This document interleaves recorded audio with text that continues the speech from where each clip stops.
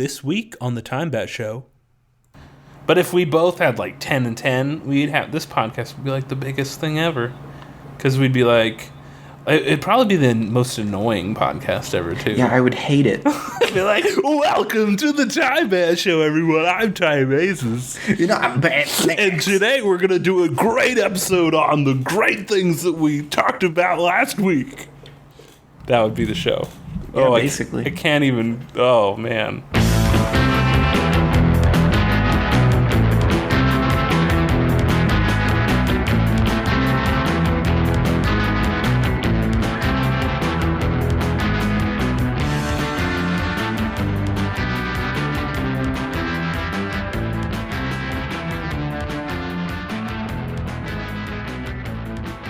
Hello and welcome to episode 29 of the TIMEBAT show. I am batsnacks. And I'm Time Aces. How are you doing today? I'm doing great. We're almost at 30. That's almost exciting. at episode number 30. Yeah. When we remember the episode number this week. Yes. We're on top of things. Yeah, we're on top of things. It's because you did the introduction. That's probably why. No, I'm doing pretty good. Just the usual. Nothing too exciting going on this week, but that's okay. Yeah, same for me. I did my taxes and got my oil changed, and that's been my week. Did you... the two eventful things. Did you get a refund? A refund? Oh yeah, tax refund. Yeah. For the first time in a while too, because for a while I was working as a contractor and would have to pay that's extra the worst. for taxes. But yeah, this year I actually get a refund. Nice. Yeah, I'm getting a refund this year too, which is for the first time in a while. Yeah, they don't really tell you about those contractor taxes. No. Until you do it, and then you're like, crap.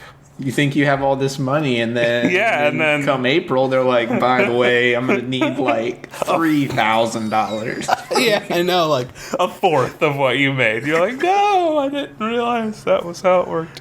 Yeah, it hurts. It's a gut punch thing. Yeah. Yeah. I don't think people realize that. Well, they do once they start working as a contractor, but yeah, it's like you get taxed normally, but then there's an extra tax because you're self-employed. Yeah. So it's like more than... So if you're getting equivalent of a salaried employee, you're actually not getting that much at the end of the day after tax. So. Yeah, and can you imagine if you were like a Twitch streamer or something? Because they don't even pay taxes during the year. They pay it all at once, I'm pretty sure, in April. I think they can pay it during the year, but let's be honest, none of them Would are. you? No, none of them are going to do that. Yeah, they would probably just have it all in April, and they'd put it into TurboTax, and they'd be like, well, shit. Damn. Yeah. Yeah. That would hurt. It would be tough. Especially because, like, I feel like...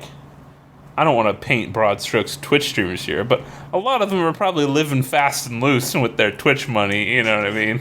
Yeah. So they're like, oh man, I earned like $10,000 in Twitch this year. Let me blow it all on, whatever. And then, because maybe it's like a supplemental income thing. Yeah. And then at the end of the year, they're like, and the government's like, give me $2,000. And they're like, Mm-hmm. So. Maybe I shouldn't have bought that second NVIDIA video card. Right. Maybe I didn't need two Titans. Right. Maybe I didn't need that $500 game collector's edition action figure or something, Yeah. I don't know.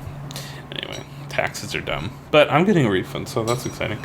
So the big news this week is you finally, after 3 weeks of telling me you would see this movie, saw... Beauty and the Beast. Beauty and the Beast. So now we're going to do a segment we haven't done yet. It's going to be the Batsnacks review, which you have to come up with a sound effect quickly for on the spot for that. Batsnacks review. Da-da-na, da-da-na. That's Sports Center. That's fine. Yeah. So let's do it. What do you got? Anyway, it was really good. Really good? It was really good. Really? Wow. So you really, really liked it.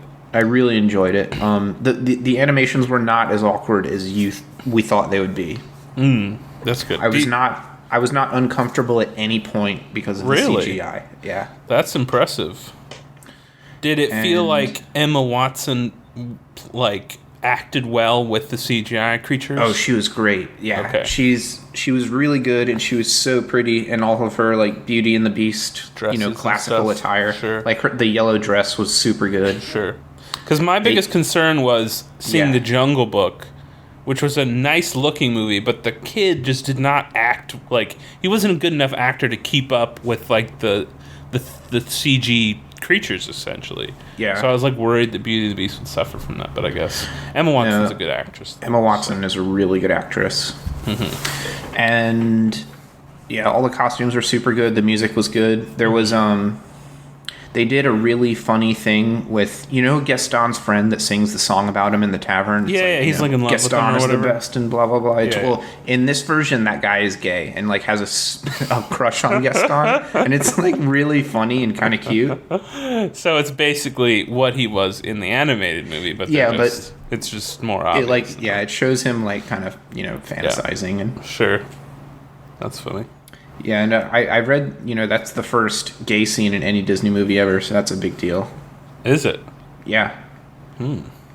I guess Disney was late to the party because they, they try to keep a traditional... They try to be neutral on everything, basically. Yeah. But that's interesting. Cool. This movie was a lot scarier than the original one. The scene with the wolves attacking the beast and, the mob lynch scenes were, sort of intense. More frightening. Yeah, more frightening. Because they were scary in the cartoon, but... I mean, yeah, they were, but, yeah, live action, it would turn it up, crank it up. Yeah. How was Gaston? He's my favorite character. Gaston was great. Good. He was Gaston. Like, yeah. I believed he was Gaston. So, the thing about the character Gaston, I feel like... Because I've seen Beauty and the Beast, the movie, and then I've seen it, like, they had it, like, on Broadway for a while. Yeah, and they have it on ice. They have it on ice. They have it on everything. Everything it could be on, they have it on. Broadway, ice, when we go to the moon, they'll have it on the moon. Yes. Beauty and the Beast on the moon, whatever. But every time I see that, when I watch it, like, the person that's playing Gaston is, obviously overacting a lot, which is part of the character. Yeah. But, like...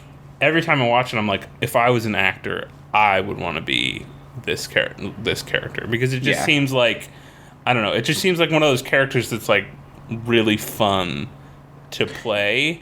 Yeah, he's so like ridiculous. The star of any Beauty and the Beast performance. Yeah, he really is. You're more excited to see Gaston than pretty much any other character. He's just so over the top and so ridiculous. It's just really fun. So I'm glad he's good in the movie. I might have to.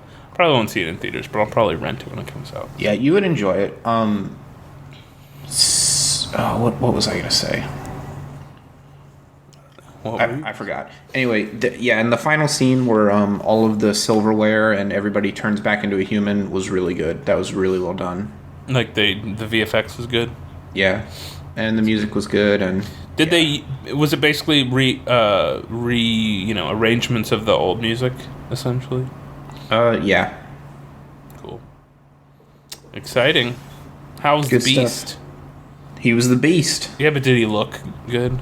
He looked like a beast. He was very savage and had bad manners and had a bad temper. Did the plot stay basically the same, like with the rose and all that stuff? Yeah, it's the same movie. Okay. I don't know. I was just curious. It's the same movie, just live action with Emma Watson and a CG Beast. Yes.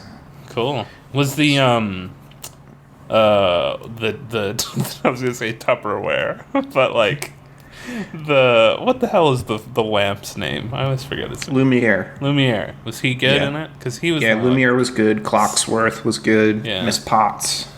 And then the little kid Pot. The little cup. I forgot his name. I don't know. It's like Timmy or something. I don't think his name was Timmy, but it's always Timmy. That's always the boy's name in like anything. Timmy. So Beauty and the Beast is good. So we're coming to the final part of your review. What would you give it out of 5 stars, Roger Ebert? As a live-action Beauty and the Beast movie, rating it as that concept, it was a 5 out of 5. Wow, that's a glowing review. It's as good as a live-action Beauty and the Beast could have been. Okay, I don't know if that's all right. Yeah, I'm not going to disagree. That's fine. That's a compliment. No, yeah, it is. Sure. All right, cool. I'm glad you enjoyed it. I probably won't give it that score when I see it, but I'm glad that you liked it a lot. That's good. Okay. There was, I think you had another thing you wanted to talk about, like a show coming out soon or something like that. Yeah, there's I don't know if you'd call it science fiction, but there's a show coming out April 30th called American Gods. It's based off of the weird novel. I don't know if you could call it science fiction. It's just the novel by Neil Gaiman, and it's going to be super good. The basic concept is that the old gods from the old world, like Odin and Buddha and all of those guys, Zeus, they come over to America, and since nobody pays tribute to them anymore in America, they're very weak. And they're the new American gods, such as the media and like the internet, and they have and Kim Kardashian. No, I'm just kidding. I mean, I think she's part of the media, but they have names and they're personified as these. They have like human avatars. Okay. And there's a war between the old gods and the new gods, and that's the basic plot of the movie. Interesting. And it centers around the main character, whose name is Shadow, which is a really cool name for a main character.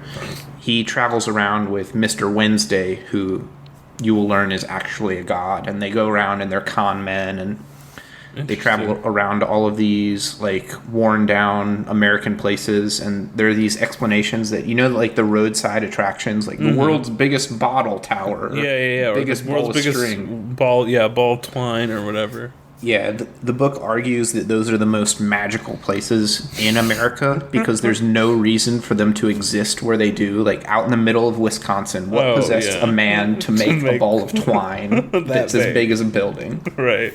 And it, like, Gaiman argues that it's because there are magical forces out there. Oh, interesting. And that it makes people do these crazy weird things. Kind of like a Field of Dreams kind of situation. Yes, you build it, they will come. Yeah.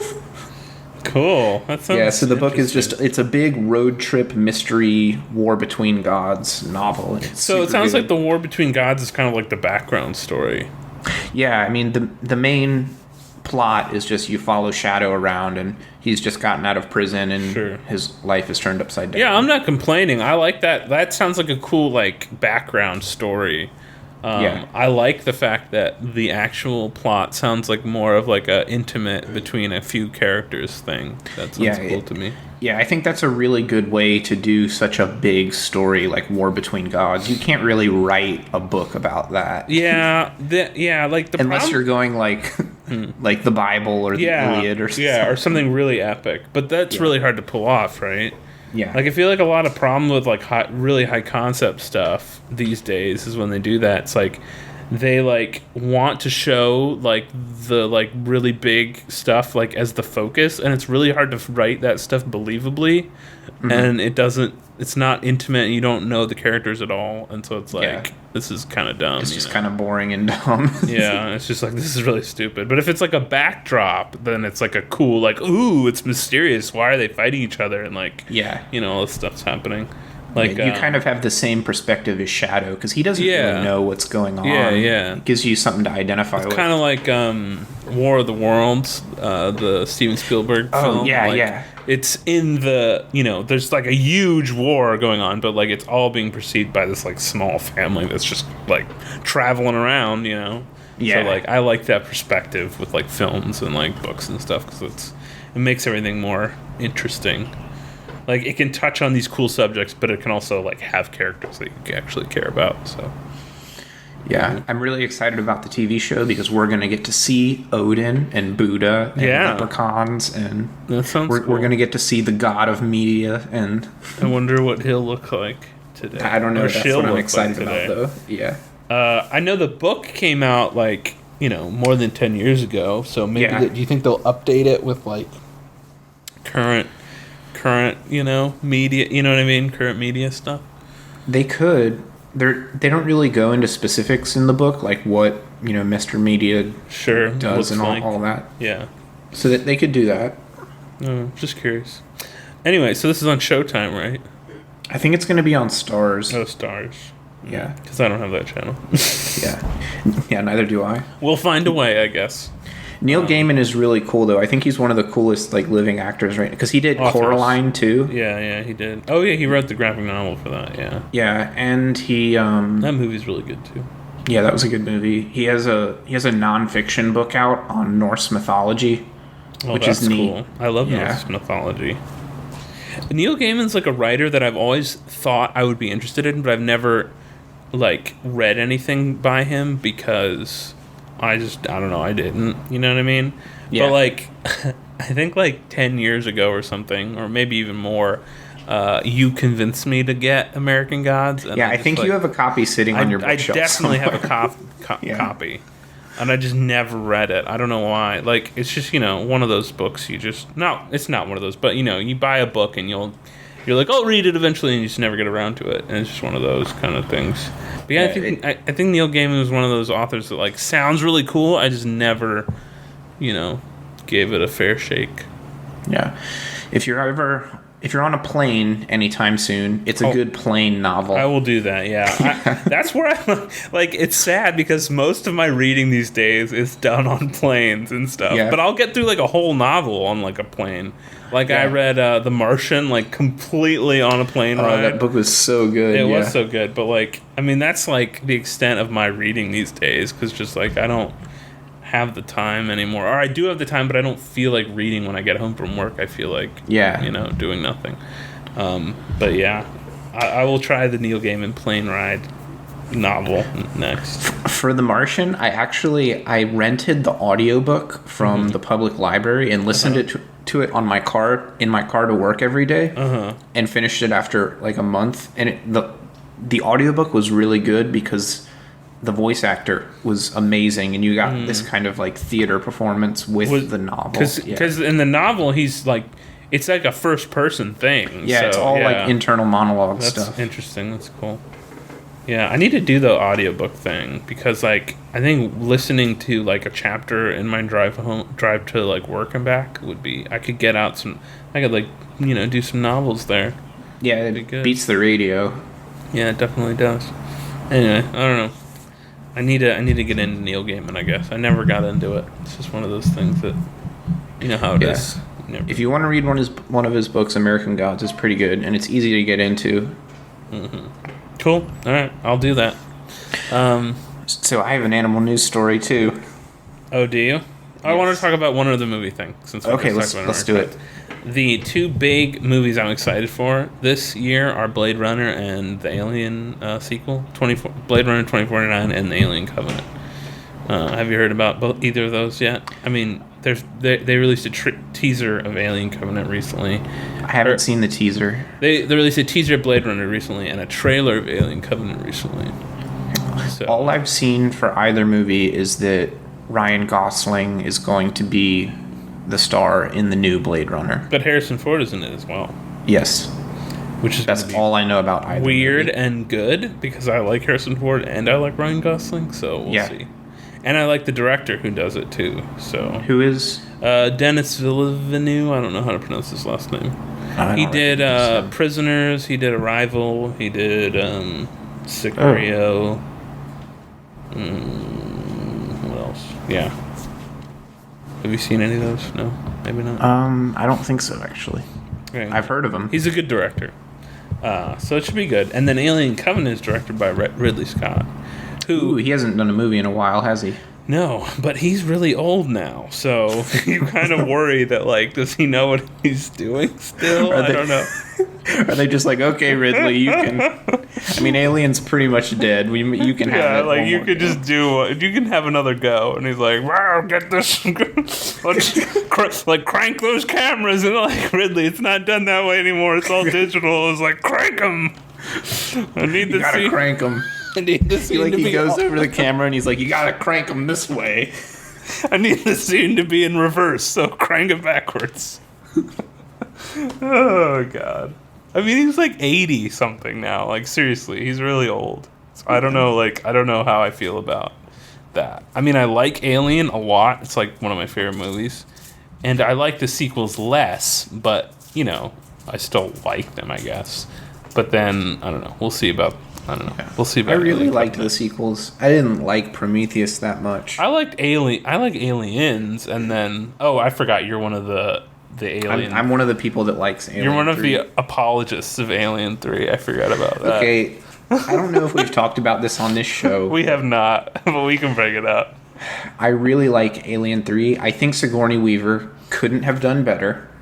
Oh, she did a good job. She did fantastic. The problem was it was like poorly written and The directed. problem is that when you can't put Winona Ryder next to Ellen Ripley. I mean, No. Sigourney is such a good actress that anything Winona tries to do is going to look bad and weird. Yeah.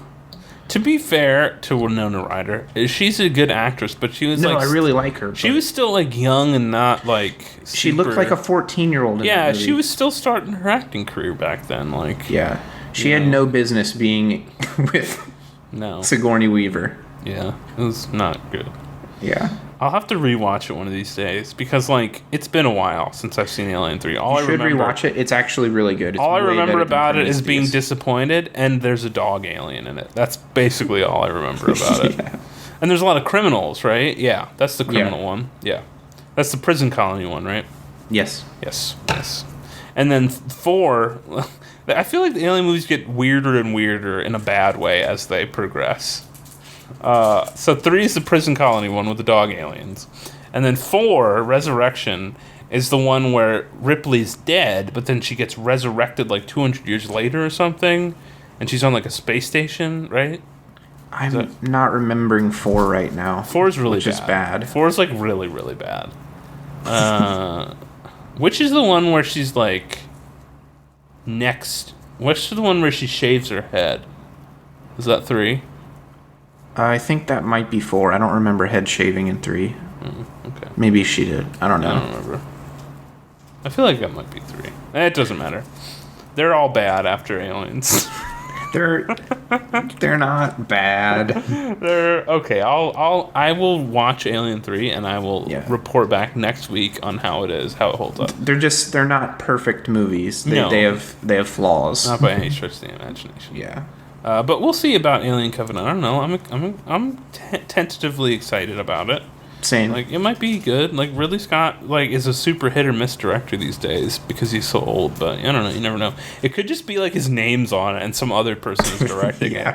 You know, he's like 82 and he's just like, do that scene, and then they're like, okay, and then some other guy's like, all right, I'll be directing this portion of the movie or whatever. You know what I mean? Yeah. Yeah. I don't know. We'll see what happens. Do you know if they're gonna get Sigourney Weaver back? I don't think so. I wish they would. That would be cool if she had like a cameo or something. Yeah, I wish they would. But I think it's a prequel, although it doesn't make that clear by the trailer at all. So it's hard to say. Did you like Prometheus? Yes, but I mean, Why? I didn't like love it or anything. Oh, I thought it was so bad. I thought it was. I mean, if it wasn't, I thought it was good as a sci-fi movie, and not good as, you know what I mean? A movie? No, I liked the first half of it a lot.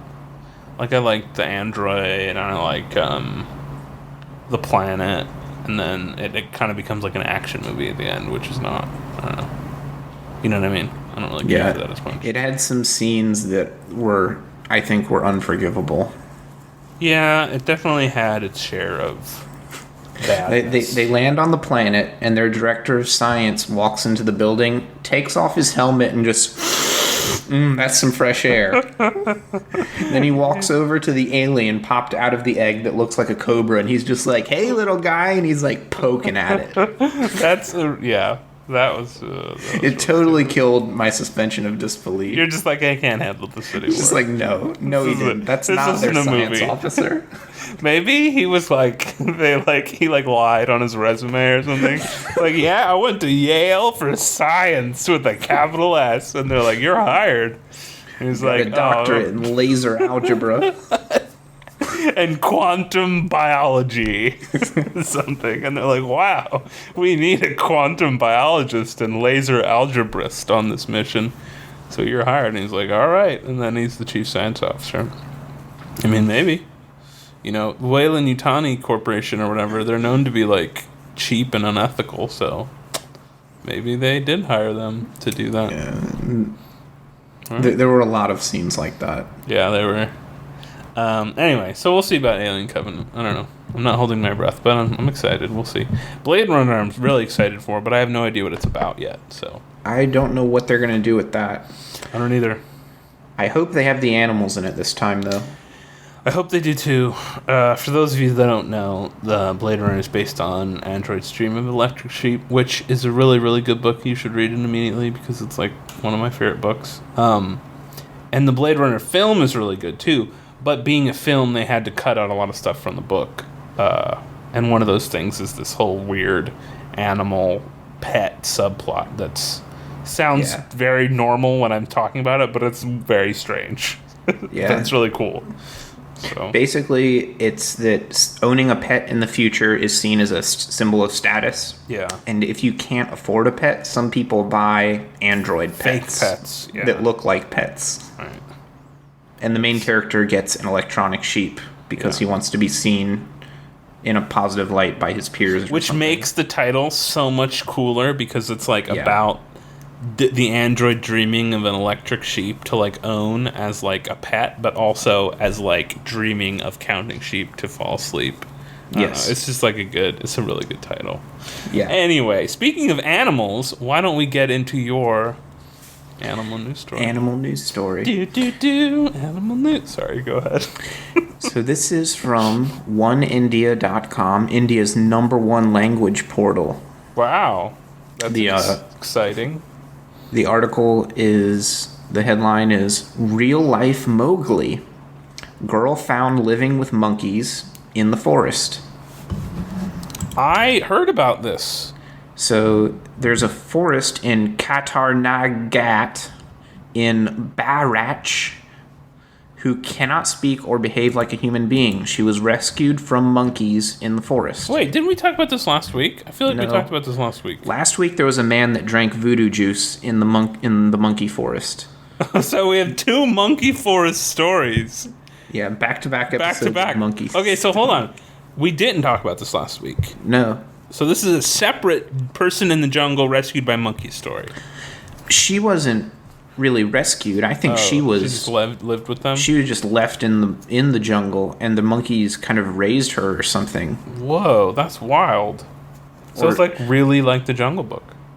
Yeah, it doesn't say how long she was in there, but she said that it says that she doesn't behave like a human being. She walks on all fours and she screeches at humans. Is afraid of them. How old is she?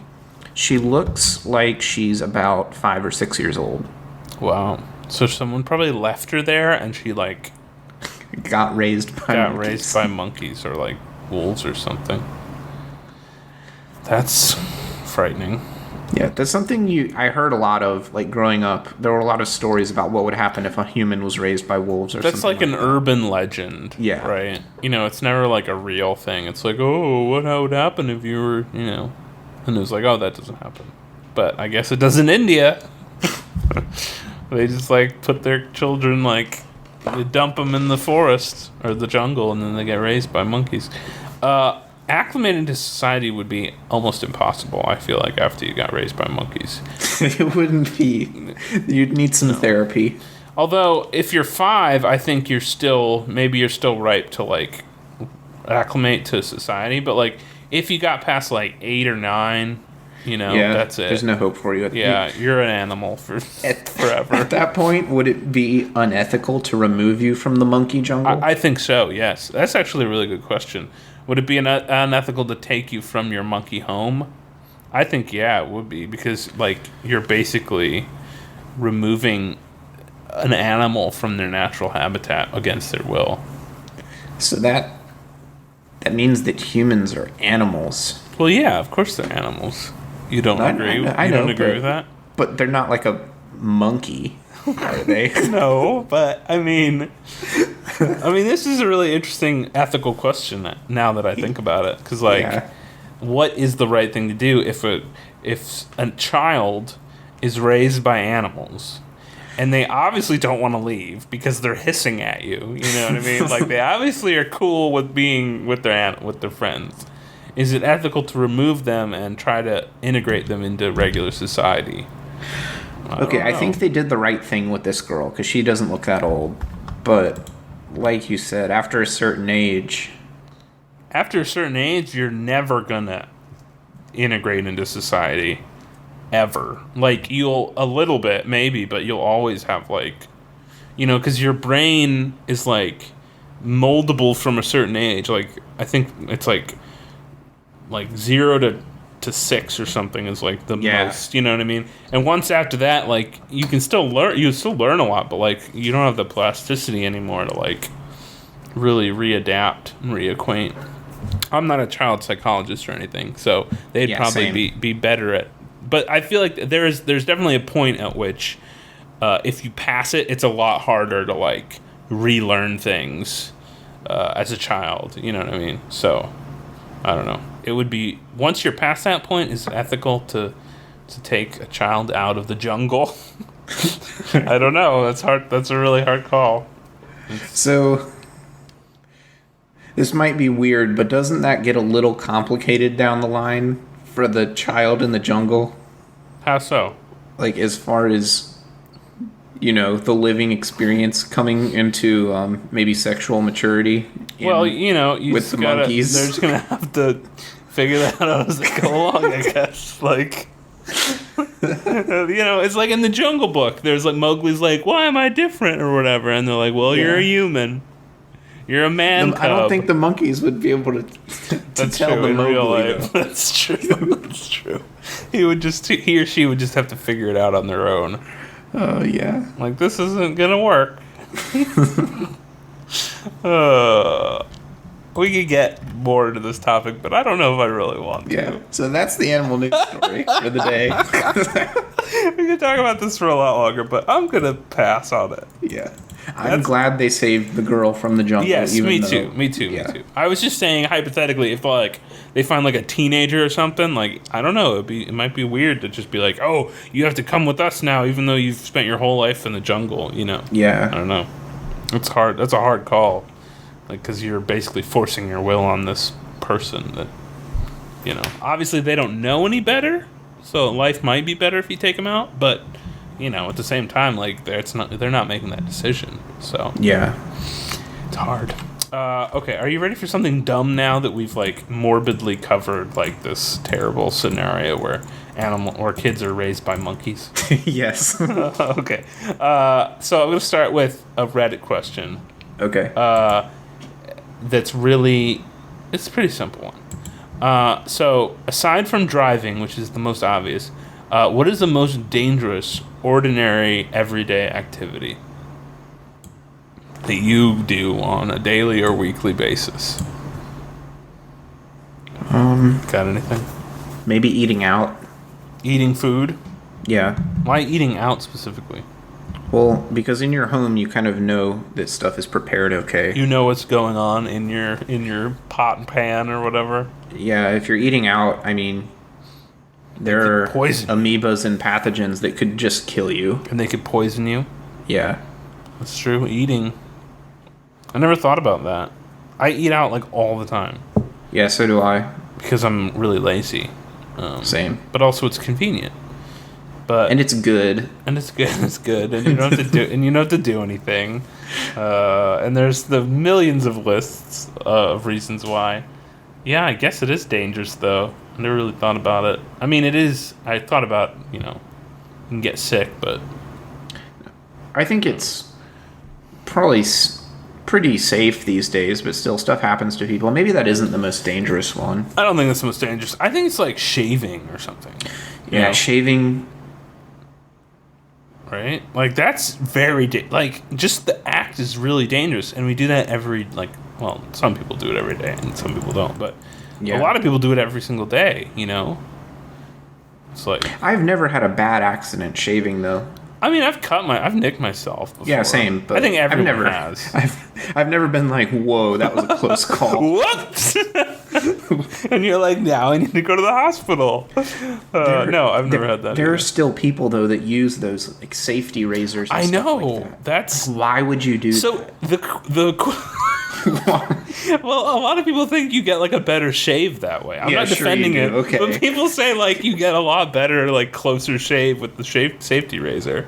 Sure. You know, which I guess makes sense. You're getting a closer shave because like it can murder you. So yes, you can like cut a lot closer to your skin. But at the same time, like, yeah, it's probably... I think people that do that are ridiculous.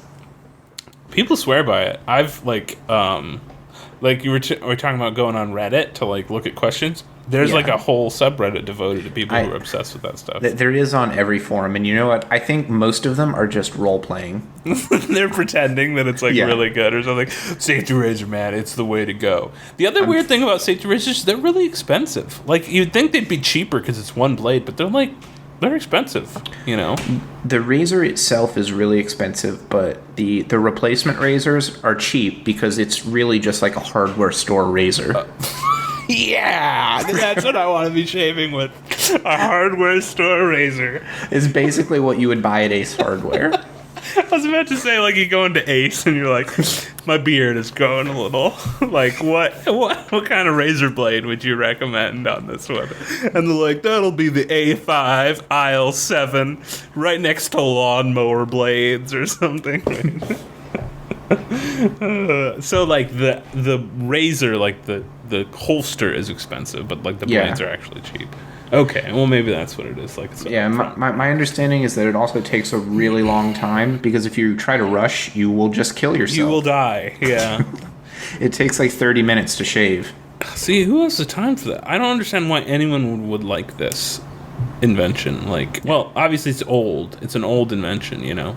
Yeah. It's like a thing that people like, oh, it's like vinyl, but not good. Except there's no benefit. Right. It's like vinyl, but there's no benefit going back.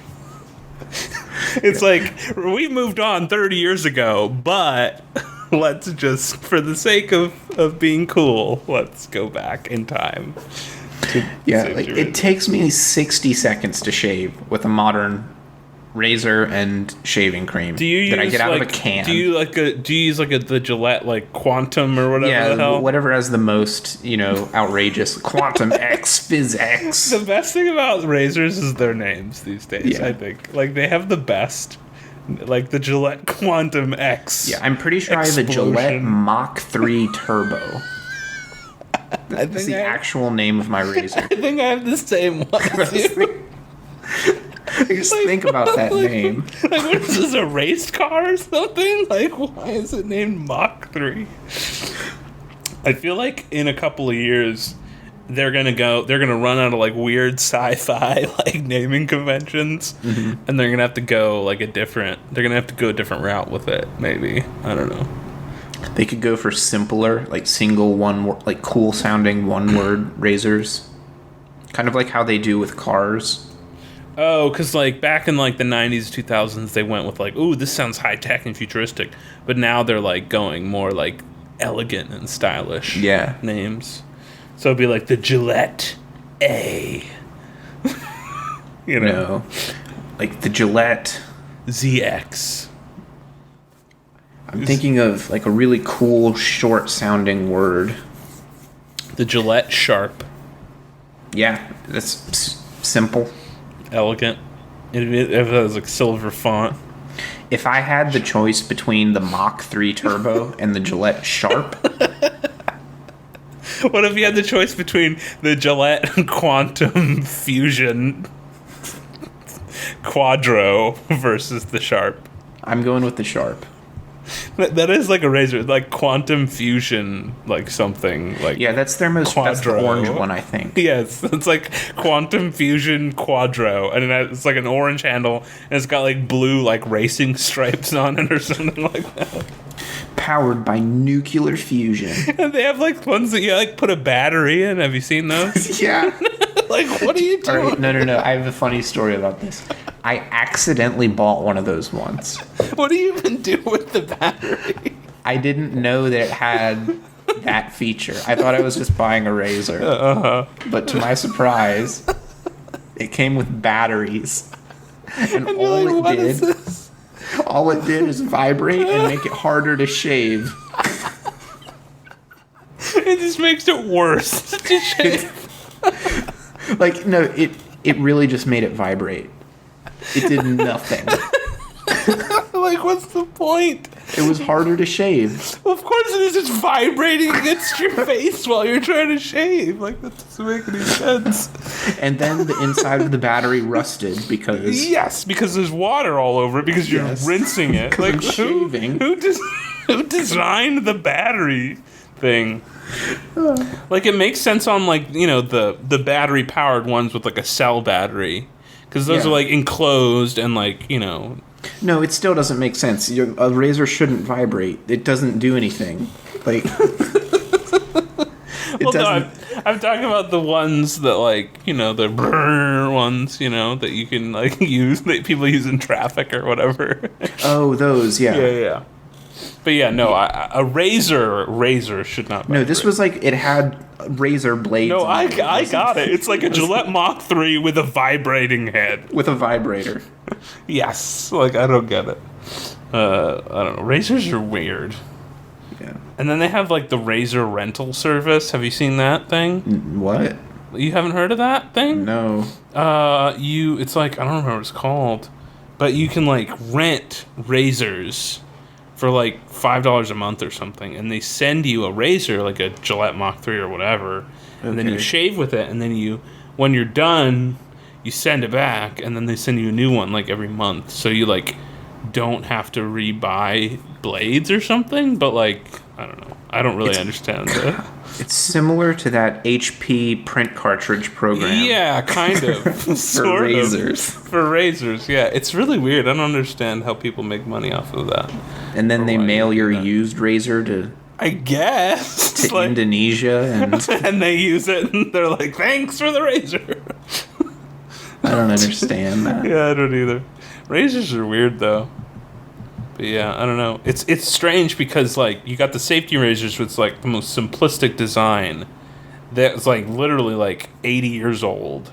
Yeah. And then you got the new ones, and they have, like, a good thing going when they figured the 3-blade thing out, and, like, it works good. And then they're just trying to advance that, but, like, they have nowhere to go. So, like, let's add another blade, and let's make it vibrate, and let's make it, like, light up and stuff. And, like, you know. Yeah. It's like super simplistic and then like really like too advanced for its own good kind of thing. That's weird. It's just features to be features. Yeah, like let's just leave it at the 3-blade. Like that works well. Yeah, it works fine for me. It works fine. Like let's just keep it there. But yeah, people insist on the safety razor thing. I don't know. I don't get it. What I don't understand about safety razor is why is it called a safety razor? It's not safe because. I know. I think the reason is that in the 20s, that was safer than using just a knife. Right, because they used to like use like a razor blade and like one of those like Sweeney Todd like things, right? Like it's like basically just a big knife. It's basically a knife, and you're like cutting someone's hair off with like the edge of your knife, you know. And you need like a professional barber in order to like not murder you. Essentially. So I'll give it to them that they're safer than that, but well, yeah, I would hope so. You kind of can't accidentally kill yourself with a modern razor. Oh, with like a Fusion or Mach 3. Yeah, I mean you could mess up your face pretty bad. Yeah, but you're not gonna die. No, because they have like guides and stuff. But the other one, you definitely could. Yes. That's scary. I don't like razors are freaky. Like, why do we shave every day? I don't know. Scrape razor sharp knives over our face. It's kind of a weird thing if you think about it. Yeah. I don't know. Beards look fine most of the time. Who knows? I think maybe the reason we have to shave is that one person that just doesn't look good with a beard. Like you don't want to be that guy. Yeah. So you're like, well, like because of that guy, now everybody has to shave. He's ruined it for everyone in the world. Are you ready for another one? I'm ready. Or unless you have one. No, I don't have any. Okay. You have none? No, that's good. Yeah. Okay, so if you could make anything into a sport, what would it be? I know that's hard. That is hard. Pick something that maybe you don't necessarily enjoy doing, but I mean, you can enjoy it, but like something you enjoy watching people do that's somewhat competitive, that would be a good sport. I have like a dumb one. What's yours? Like hailing a cab or something, right? That would be pretty good. Although nobody uses not nobody, but like they're not used anymore as much. That's part of the competitive It's part of it's an old thing. Nobody does it anymore. That'd be funny. Like in the future, there are no cabs. Everything's like Uber, but like competitive cab hailing is still like it's like part of the old world that carried over. Yeah, they have to do special exercises for their arms to make them super visible. And they have to like practice whistling and stuff like that. Yeah. They corner off like 3 or 4 city blocks of New York, and then they just have cabs just drive really fast like through those, and then the people like are on all the sides, and they like they go out there and they try to wave them down, and then the other thing is like, if they go out too far into the street, they can get run over. So It's kind of like running of the bulls kind of thing. Like you kind of do it at your own risk. Yeah, but it's a dangerous sport. The reward, if you chance it, is you'll get into a cab, and then maybe the cab driver becomes like your ally at that point. You know what I mean? You're like on a team. Yeah, but like he's not on your team until you get into his cab, and then you become a team, and then you have to like race the other cab drivers. Oh, it's like in the movie where it's like, keep going, follow that guy. Yeah, exactly. So at the beginning, it's like a Jack Russell race. They have a car speed through, and then you have to hail a cab, and the first person to catch up, gets. First person to catch up to what? The first cab? The leading car that everybody's chasing. The leader car. Yeah.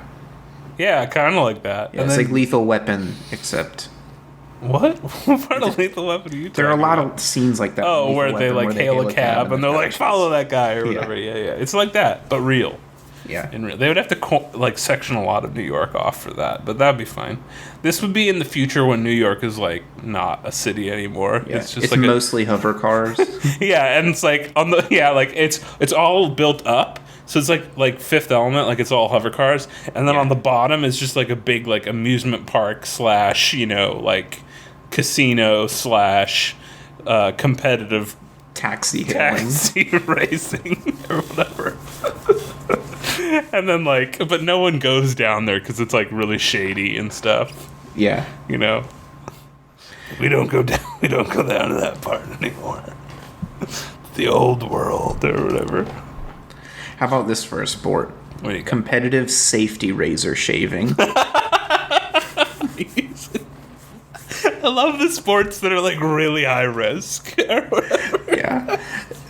So the sport is whoever can shave the most people. Oh shit! Minute. I thought it was shaving you. No, you shave other people. Oh no, that's horrible though. But because what if you don't care? What if you're like a sociopath? And part of the sport, there's a judge, and it judges the quality of the shave. So, if you kill someone, you're automatically disqualified. You get a penalty for that. A penalty? Oh, you murdered that guy. Here's a red card or whatever. There's a ref, and he blows his whistle, and he's like... He makes the hand gesture, and he's like, nope. He makes the slit throat hand gesture, and he's like, penalty!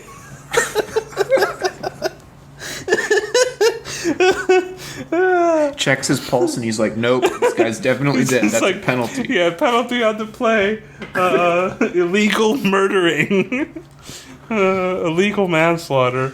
And then that's like one card. And then if you do it again, then you're ejected from the game.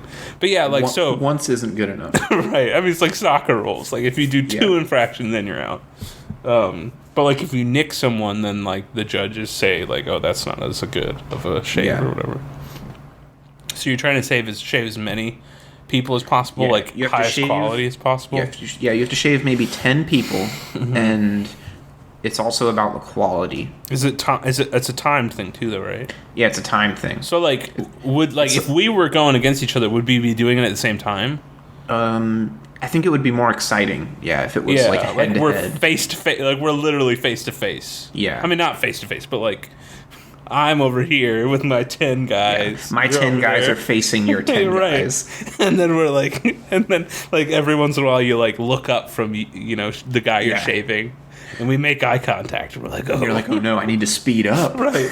Or like, oh, he's using the around the neck strategy or something. Like there's like special maneuvers and stuff. He's using the Orient Express maneuver. Like, oh, he's taking a shortcut or whatever that's like dangerous. It's like more risky, like for blood loss or whatever. But it's like, well, he's down to the wire. You better take that shortcut or whatever. I would watch that. So you'd use a safety razor. What if you could pick what kind of razor you wanted to use? Ooh. So this competitor uses the Schick Hydro. Double Edge Hydro. He gets like sponsorships. Yeah. It's like golfers with like, Titleist like sponsorships or whatever. Yeah. Or some guy could like use like a straight razor. Yeah, that's a separate competition where they use the straight razor. Right, because that's just unfair. Yeah. Like you could shave really fast with that if you're good. Right. I mean, think about it. If I turned on to ESPN and I saw competitive shaving, I would watch the hell out of that. I would watch the heck I would out make of that. popcorn and I would be set for that afternoon. Yeah, it's like my day is done. I'm ready. This is what I'm doing today. Yep. Watching competitive shaving. I would watch that. I would like marathon that. It'd probably be one of those ESPN shows that like they have it on all day, you know what I mean? Yeah. Because they need some filler, and like also it probably takes a really long time to get through all the competitors because then they can only do like 2 at a time. So it's like the X Games, It's like snowboarding or whatever. It's like you go through like 50 people, They need to have announcers that all have like really cool beards. Oh, I like that. Like with nice, really nice beards. Yeah. And they know they know the history of shaving and like barbering. Yeah, all the best maneuvers and oh, that was the swan maneuver was invented by Giuseppe Mortadella. I like that his name's Giuseppe. That's such a competitive shaver name. Giuseppe. Oh yeah, like Giuseppe G. Giuseppe Lombard. He's like half French and half Italian. Giuseppe Lombard. He's like the Arnold Palmer of the. He's like the first like really good, shaver. He made the sport popular. He popularized it. Yeah, he has a Salvador Dali mustache. That's how I'm picturing him. Me too. Yeah, I don't know why I pictured him with like a weird mustache as well. Giuseppe Lombard, and he's in the straight razor category though, right? Obviously. Oh yeah. Like he probably like later in his career he probably like switched over just to see what it was like. Yeah. The safety razor, but it's just like he just didn't do. Like he's too old school for that. Yeah, Giuseppe Lombard he's all about the straight razor. The straight razor. He probably has a really cool technique with like the because you got to get all the shaving cream off too. That's important. Yeah, and part of it is making the shaving cream. They have the brush. Yes, that's what I was about to say. You have to like stir it up or whatever. Yeah. And then they like paint it on their face or whatever. You have to like hit the cup a certain way on the table and like use really advanced hand motions. And that's part of the judge too, like how elegant you're making. Oh yeah, like flair. And like form. And then like the noise it makes when you tap it. It's like, ooh, that was it's like, ooh, that was pleasant. Oh, and you know the part where they have the leather strap and they have to do the they rub have to like on it? the rub it. I don't know what's that for. I don't know what that. I don't know what that does, but it's important. It's an important part of the process. They need to hit all those like shaving steps or whatever. Have you ever had a straight razor shave? No, have you? I have once. I had my head straight razor shave. Really? Yeah. Was it interesting? It was great. Was it good? Yeah, it was good. I didn't let him go near my neck, but yeah, because your head, I was like, what's the worst they can do? Yeah, I mean, worst they could do is like nick up your heads. Like you're not gonna he's not gonna get your brain out of there or anything. But like your neck, like major arteries and stuff. Yeah. I don't know did he do the leather thing? Yeah, he did. It was a she actually. Oh, she. Yeah, she did the leather thing, and I didn't ask why, but I liked it. It's like, this is good. I was glad she did the leather thing. It wouldn't be authentic without the leather thing. And she did the lather in the cup thing and banged the cup on the table. Yes, perfect. And she used the brush, Yeah. See? I feel like, this is like that part of the process, that's where a lot of like the style points, and the form points come in. And then, like, the actual shave, like, they're still looking for, like, form. But, like, that's a lot of technique and a lot of, like, end results kind of work. So, like, you're judged for multiple things, You're judged for, like, technique, style, and then, obviously, the, like, final result, like, clean, the clean shave of it, Maybe there's different categories for, like, sculpting beards. Like most creative or like most beautiful or something. I don't know. Yeah, you have to like wax the mustache too. That's part of the process. I like this. I would watch this show. Yeah, we could go on about this for a very long time. Probably. I just want to say I think I know what the leather thing is. It just hit me. It might be for sharpening the blade. Yeah, could that be? That seems right. Like getting all of the like the jaggedness off of it. Yeah, maybe. I don't know. That's just popped into my head. Anyway, I would watch the crap out of this on ESPN. Same. So please pick that up. Competitive shaving or whatever the hell it's called. Competitive. Oh, and then like the two names you have competitive safety and competitive straight edge are like the two subcategories. Yeah. But it doesn't say shaving. It's competitive safety and competitive straight edge. It sounds very like weirdly like British tennis terminology, you know what I mean, or whatever. Yeah. Those are the two. Okay. Now that we've defined an entire new sport, here's a good one. What food, if weaponized, would be the deadliest? What do you mean weaponized? I don't know. Take that however you will. Habanero peppers. How would you weaponize them, though? They have capsaicin in them. You could extract that and put it into pepper spray. Oh, I think they already do that. They do. Okay, so that was so you basically answered the question with a real question. What about something that doesn't exist yet, though? Like what? I don't know. I was thinking like oysters or something like that. Ouch. Yeah. Well, no, I wasn't thinking like the cutting part. I was thinking like... Oh, you were thinking of the bacteria. Yeah, we've had this discussion before. Yeah. Like force-feeding oysters or something. Or just like, like napalm, just like doing that with like oysters. What? Like dropping a lot of oysters on people. Ooh. Yeah. Yeah. They'd probably get sick because they're... get a horrible infection. They're unwashed oysters. Yeah. So there's my first thought, I guess. Or like old cheese, that could work too. Like stinky, moldy cheese or something like that. Yeah, so you're going for more like the biological warfare. Yeah, that's the way I was thinking of it. Sorry, I don't know if you have a different way, that's fine. That's how I thought of it first. Maybe like pineapples, they're kind of spiny. So like throw them at people or something. You could have like a potato gun, but put a pineapple in it. Yeah. It's solid. Like a coconut is pretty solid too. Yeah. You could like go back and forth between the pineapple. You could have a pineapple gun and like a coconut gun. Yeah, in Donkey Kong, you have a coconut shotgun. You do. It fires in spurts. Yeah. And if he shoots you, it's gonna hurt. Oh God! Why do I remember that song? It was a good song. Was it though? Yeah, I think it was. I don't think it wasn't. Okay, what fictional invention would you like to be real? The Philosopher's Stone. From Harry Potter? Yeah. What does the Philosopher's Stone even do? It basically grants wishes. So it's like a genie stone? No, I mean, you can transmute lead into gold with it. Mm-hmm. Just like the Philosopher's Stone in real... Not real. I was about to say in real life.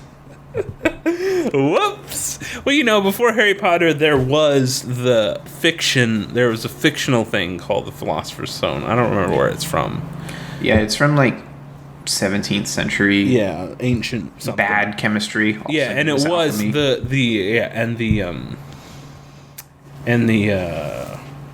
the thing was lead into gold. That was the whole thing. Yeah. But I didn't know what it was in Harry Potter, what the thing. I think in Harry Potter it was kind of like Full Metal Alchemist, it just made magic super powerful or something. Okay, or it made one thing into another thing, not necessarily lead into gold. It's whatever you want or whatever. Yeah. It'd be nice to be able to transmute lead into gold, though. Yeah, it would. It would be more than nice. Mine is the Finglonger from Futurama. Remind me what that is. The professor creates this prosthetic. Oh, I remember finger, what it is. And it's just really long. It's just a really long finger that he has on his hand. I just feel like it would be useful. You could turn on the TV from super far away. From sitting on your couch, yeah. You could if you're cooking dinner or something and you're walking across the room and you need to turn the dial down or whatever, just Finglonger it, If you work in networking, you could, undo some cables with that Finglonger. Yeah. You could turn the temperature up or down on the AC whenever you wanted, from across the room. I don't know, the uses are many, many, many uses. All right, do you want to do a couple more and then jump into some trivia? Sure. Okay. All right, I have a bunch more, and I'm trying to figure out what's the best one to do here. I don't know, they're all good. Oh, that one's really bad. Okay, let's just do this really bad one. So preface this by, I never, ever, ever pick these questions because I always look at them because I find them from Reddit, and I always look at them this is the stupidest thing. But today I decided that I was going to do this one just out of sheer curiosity. So, life is a video game. I'm going to read it like I imagine the person in the Reddit voice. Yeah, and the person that wrote it. Life is a video game, and you just leveled up and gained a skill point. Where do you put that skill point? What do you do? You have the classic stats. I mean, if you want to go crazy with your stats, that's fine too. If you want to put it in some other thing. Let's say they're Fallout stats. Fallout. So you got strength, vitality, endurance, intelligence, charisma, luck, and perception. Perception. Yeah. Yeah. So you got. So what do you got? What are you doing? I don't know. What would you do? I would do charisma. You could get anything with charisma. If we're going by Fallout rules, charisma is the ultimate stat. Convince anyone, you're in any conversation, right? And just be oh, I don't want, and you're hey, can you do this for me? And they're I don't really want to. And you're well, I have 100 charisma, so let me just do a quick charisma check here. And then, boom, do whatever I want.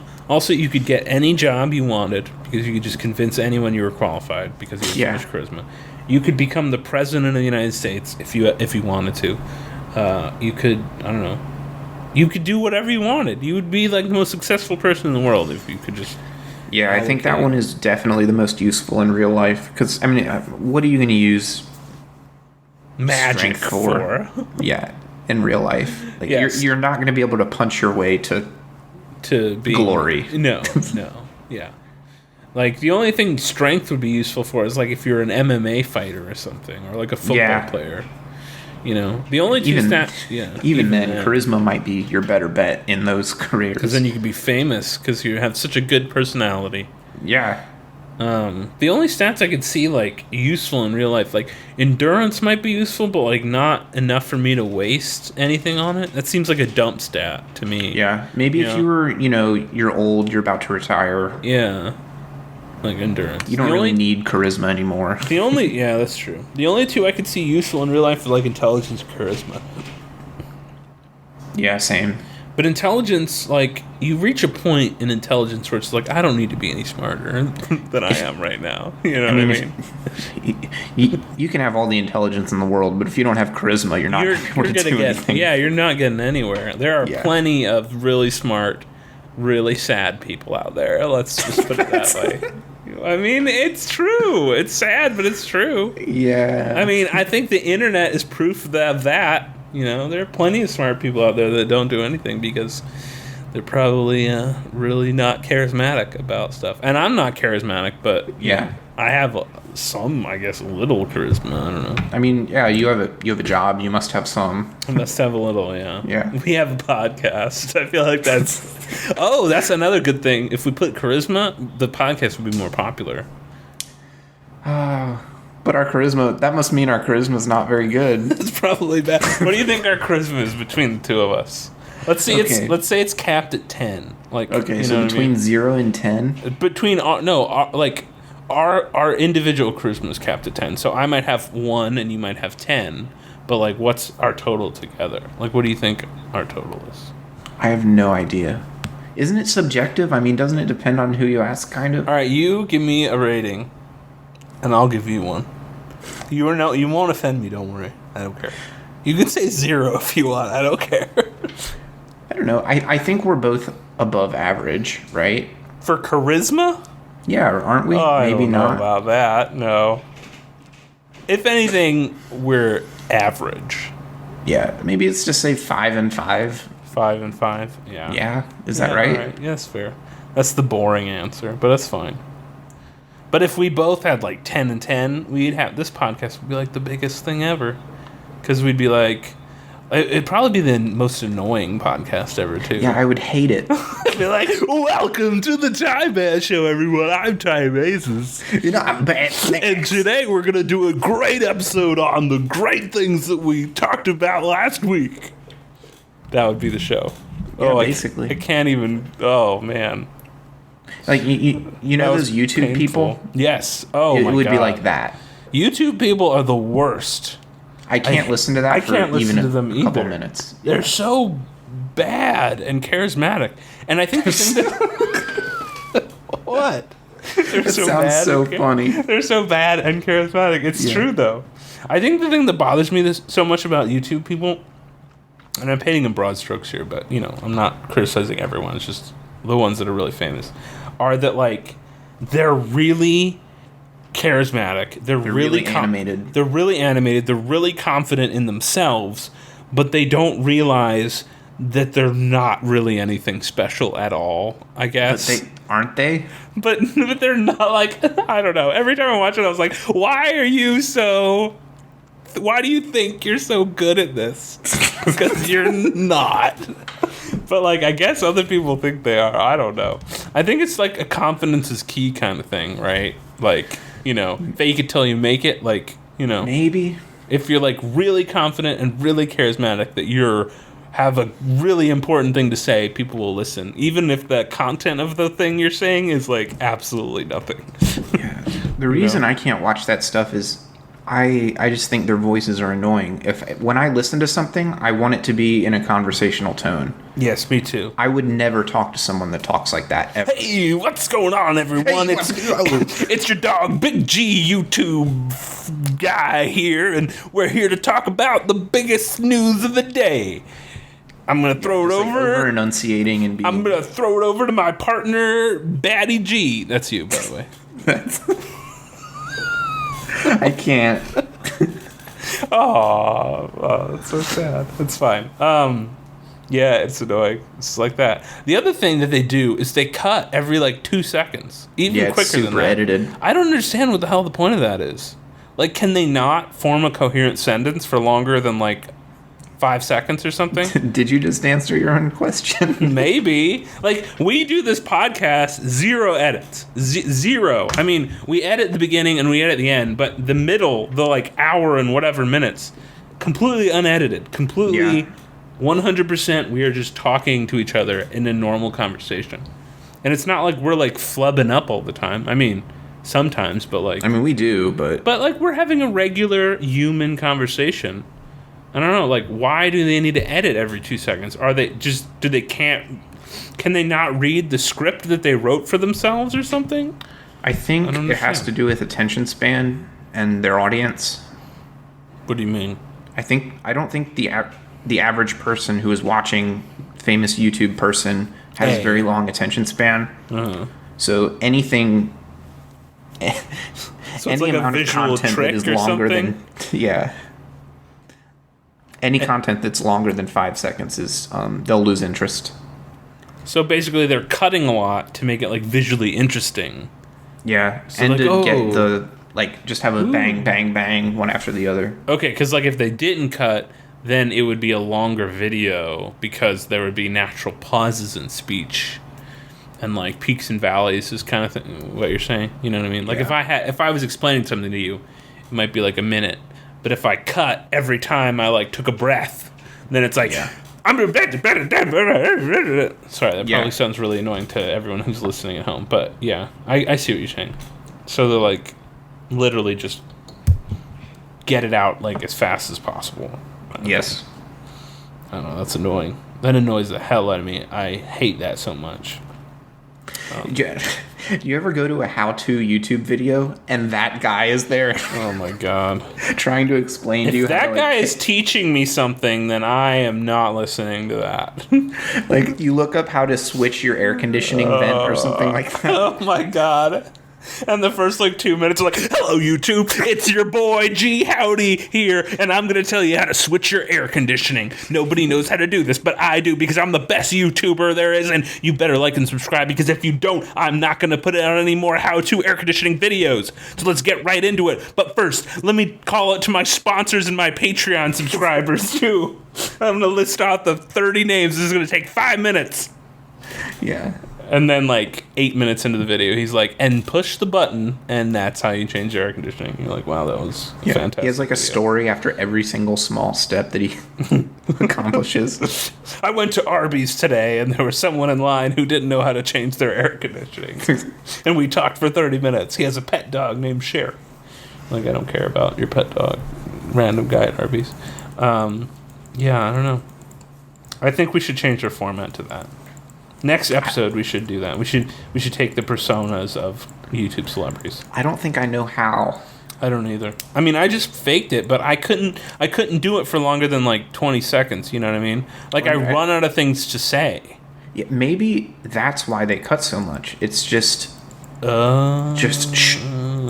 like it's like intervals. They have the moments and then they string all the moments together. Oh, so it's like what I just did. I did my big spiel, 20 seconds, and then I was like, I don't know what else to say because I just like said random bullshit for 20 seconds, and then they cut there and they're like, all right, I need to have another random bullshit, and then they record and they do it again and again and again and again, and then they string it all together. And that's a video, and then they get 2 million people watching drivel, basically.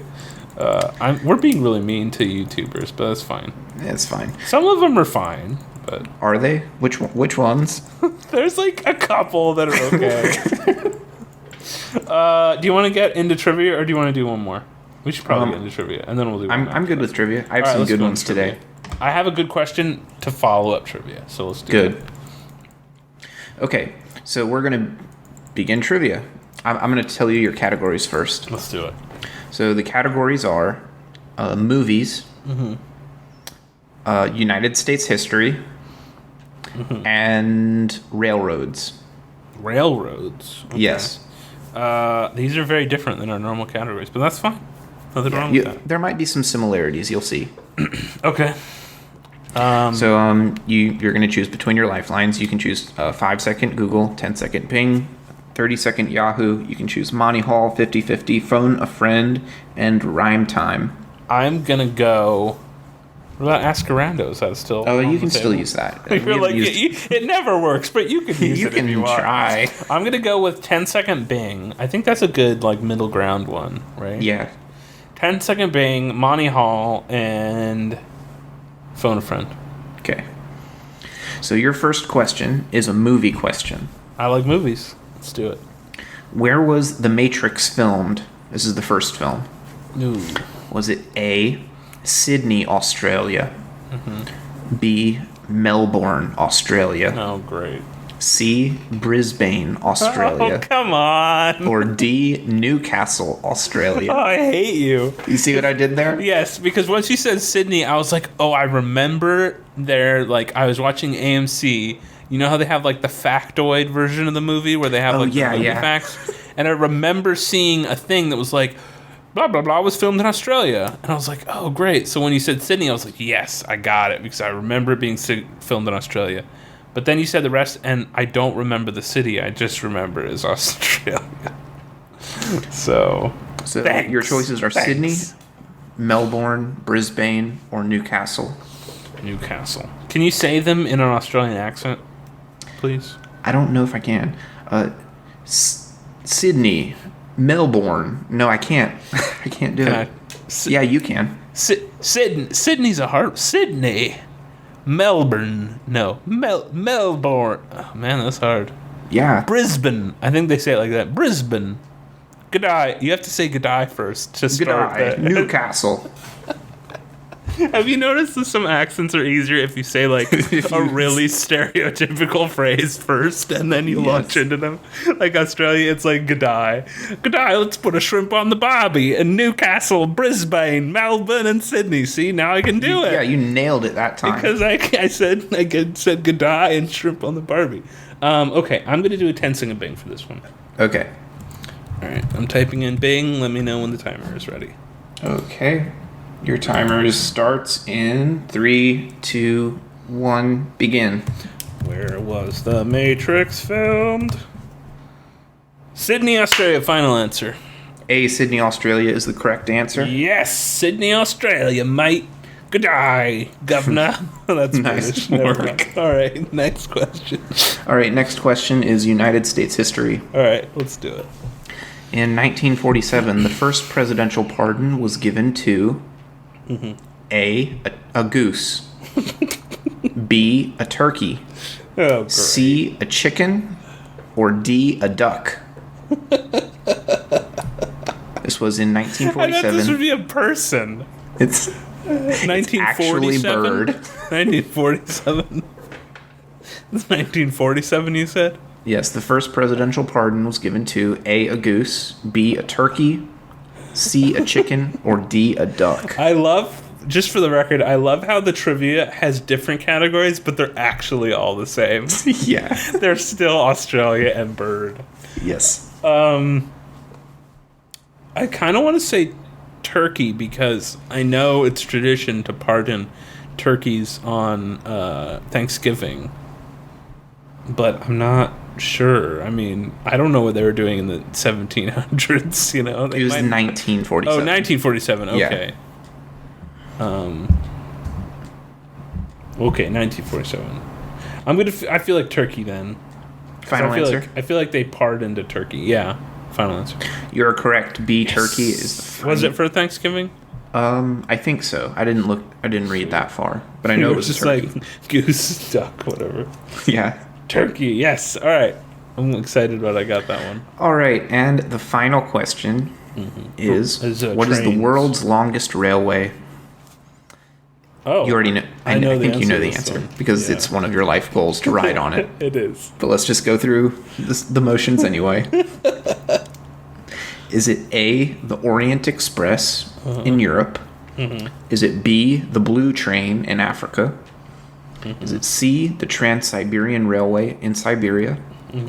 Or is it D, the Rocky Mountaineer in Canada? The Rocky Mountain trains have cool names, man. Yeah, they really do. The Blue Train, the Rocky Mountaineer. What was the other one? Oh, the Orient Express. Obviously, that's classic. Yeah, that's the Agatha Christie. Yeah. Railroad. Well, obviously, I know the answer to this. It's Trans-Siberian Railroad. But I'm gonna ask. I'm gonna phone a friend to see if they know it anyway, because I think it'll be fun. Do it. So, Megan, I need your help for trivia. I always lose. That's fine. What is the longest railroad in the world? Did I phrase that right? Yeah, you did. Is it A, the Orient Express, B, the Trans-Siberian Railroad, C, the Blue Railroad? The Blue Train. The Blue Train in Africa, or D, the Rocky Mountaineer. Rocky Mountaineer in the United States? In Canada. In Canada. Which way does the African one go?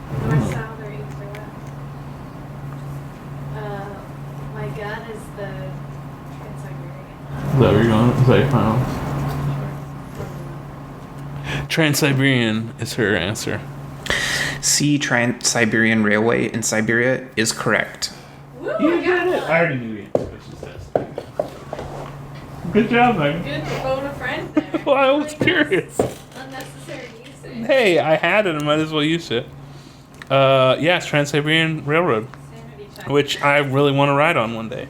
We're gonna ride on it one day. Well, remember our plan was to go this Christmas. I don't know about that.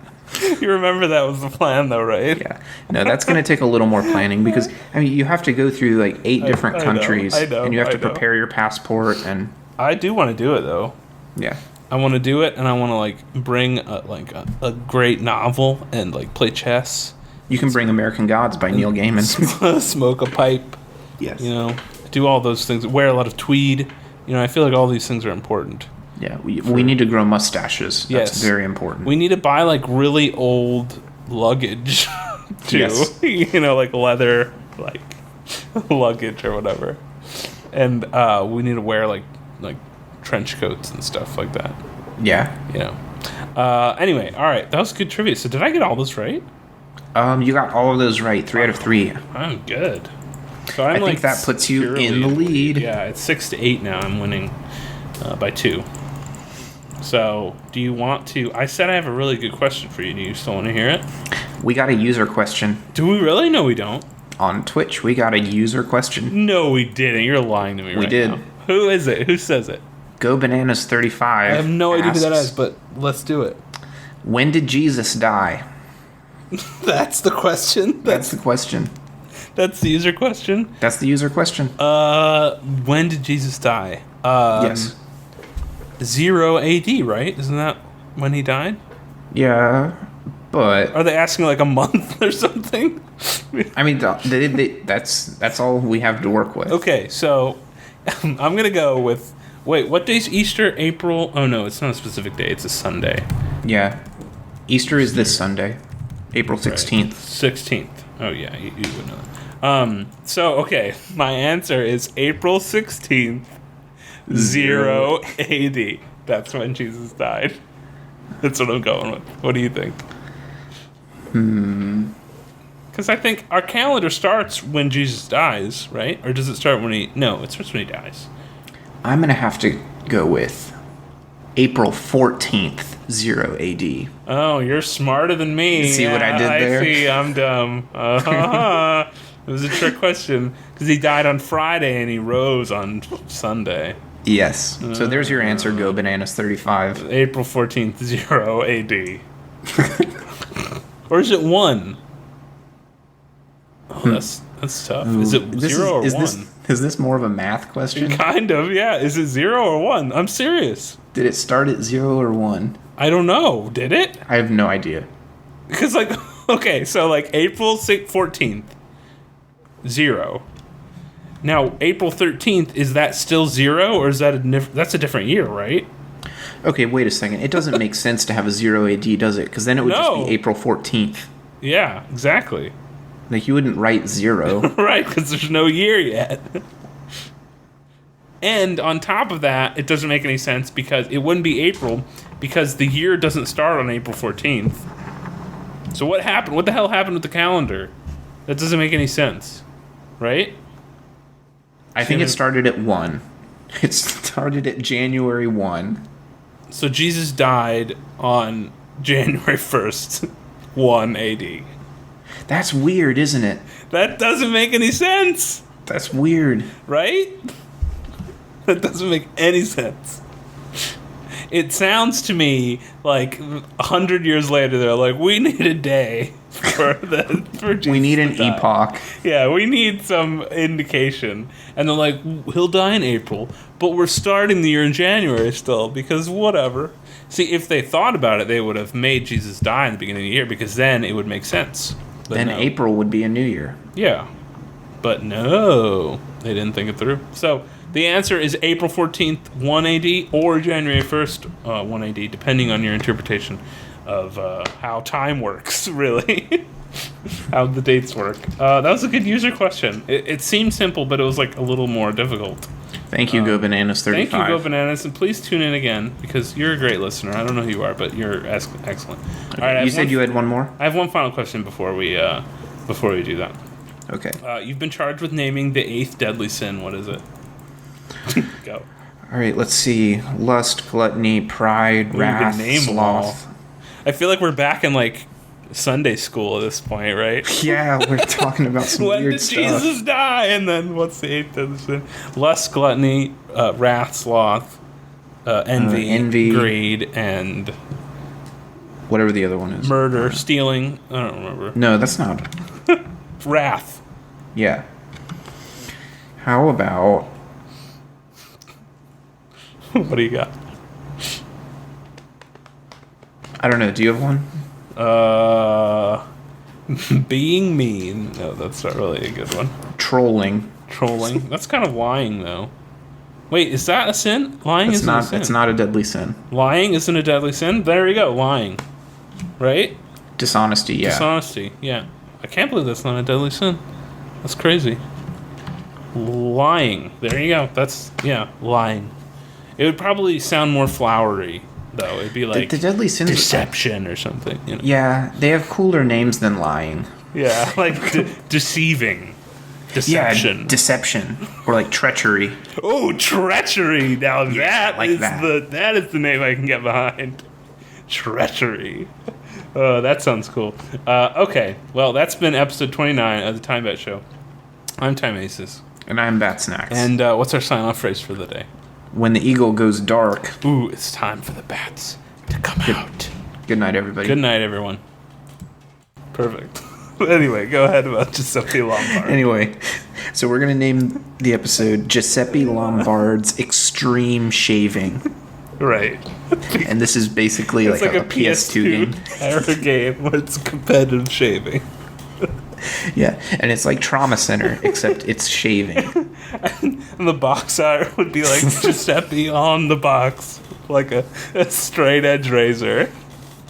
I'm imagining he's doing like a big swooping motion. Yes, I was imagining the same thing. Like his arms are in sort of they're in a parabola shape. He kind of looks like he's conducting a symphony. Yes. We have the exact It's a same straight mental edge, and there's like air lines coming up. And he has this weird like smile. Yes, with his like mustache or whatever. Yes. He has that it's like it's a thin mustache, but it's like lightning bolts. Yes. Yeah.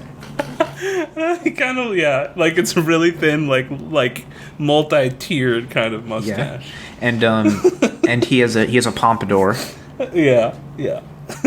A black pompadour. It's rated E10 plus because there's some blood in it if you really screw up the game, Yeah. though. And you have like a competitor, you have like a 2v2 mode in Giuseppe where you're like trying to shave 10 people faster than your opponent, you know? Yes. It's like a split screen. And there's a story mode. Where you're trying to be the best competitive shaver in all of Italy or something like that. Yeah, you start out as a no name like Little Mac in Punch Out.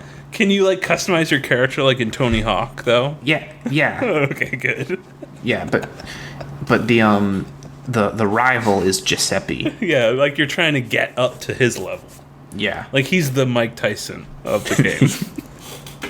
You know, like in Tony Hawk, how you have like the free for all levels where you're trying to collect like the VHS tapes and stuff. Do you remember that? Yeah, I remember. In this one, you'd be like trying to collect like pizza or something. Really, really racist like that. You have to collect shaving cream and implements, shaving implements. yeah. No, and you have to finance your shaving equipment by winning competitions. Oh, that's good. You can buy like upgrades to shave like razors. Yes. You can buy like the Schick. Oh yeah, like when you're in Tony Hawk where you choose your skateboard, it's like they have like a choose your blade screen or whatever. Yeah. And you can get like emblems on it and stuff. Yeah, you can customize draw it. your own emblems, kind of like in Armored Core 2. Yeah. And you could like this sounds so much like a PS2 game. And they have campaign, and then they have the other mode would be called exhibition mode. It's more like Marvel versus Capcom. Yes. Maybe you can choose a team. A team of shavers. It's like a tag team match. Or like, I'll do the left side, you'll do the right. Yeah. Like you're like, I need Magneto for this one. And I'm thinking of calling in assists like Marvel versus Capcom. And then they do like some quick swipes. Yeah. And then there's like a puff cloud. And then like the guy's like less shaved, like he's more shaved after that or whatever. Yeah.